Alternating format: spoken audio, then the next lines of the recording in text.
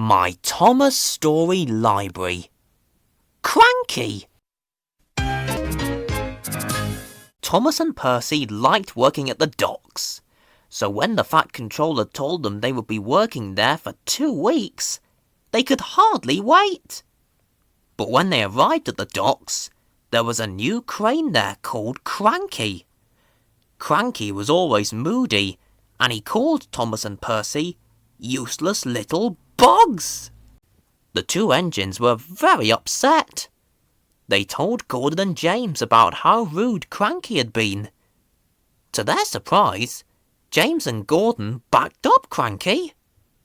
"He's so high up in the air," said James, "facing the wind, rain and sunshine, and it's no wonder he looks down and sees you as annoying little bugs." Thomas and Percy hoped Cranky would stop being so mean to them. The next day, Cranky played a trick on Thomas. He told him to move the trucks to the outer track. Thomas was surprised, but he did as he was told. When the Fat Controller arrived, Cranky said, "I asked Thomas to put those trucks on the inner track, but he has put them on the outer track, where I can't reach them. And Percy won't do as he's told either." The Fat Controller was furious. He sent the engines back to the station in disgrace. Thomas and Percy were shocked. Cranky was making it all up. A storm raged across the island of Sodor that night. At the Fat Controller station, Thomas and Percy talked about Cranky. They were upset that the Fat Controller had believed his lies. They wondered if they'd ever be allowed to work at the docks again.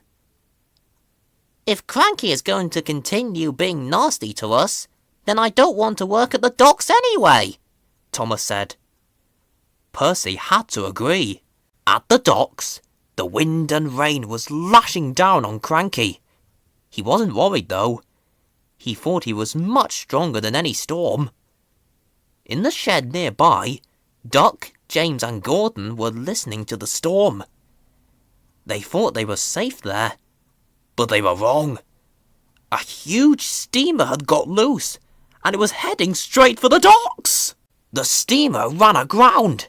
It charged through the docks, crashing into the shed and knocking over Cranky. Duck, Gordon and James were trapped. They called to Cranky for help, but Cranky had fallen onto his side, so he needed rescuing too. Cranky and the engines had to wait for the storm to clear before they could be rescued. The next morning, the Fat Controller went to the docks. "Thomas and Percy are coming to help you, Cranky," he said. "They'll have you up again in no time." "Oh, thank you," said Cranky. Can you tell them I'm sorry that I was so mean to them?"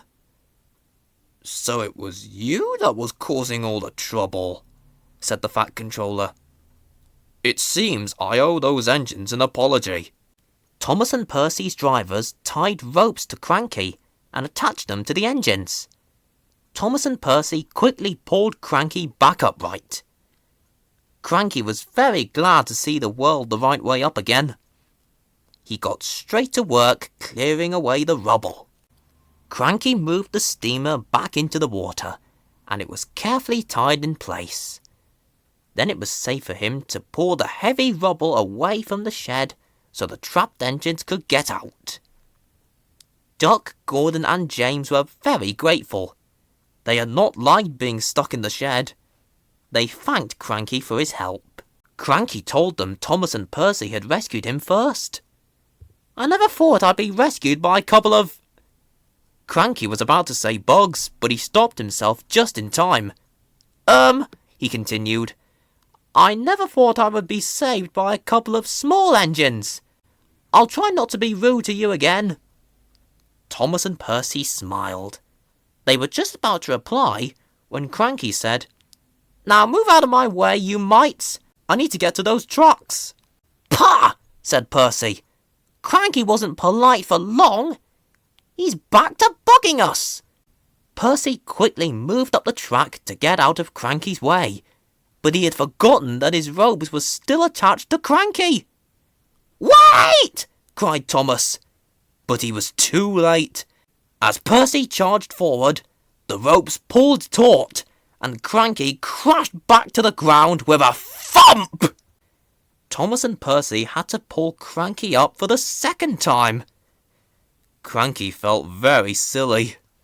Now Cranky works well with Thomas and Percy. He still looks down on them from his high perch in the sky, but he never calls them bugs or mites. After that stormy night, he knows they can be really useful engines. After all, they had rescued him twice. And if Cranky is ever knocked over again, he knows the little engines will quickly put him back in his place.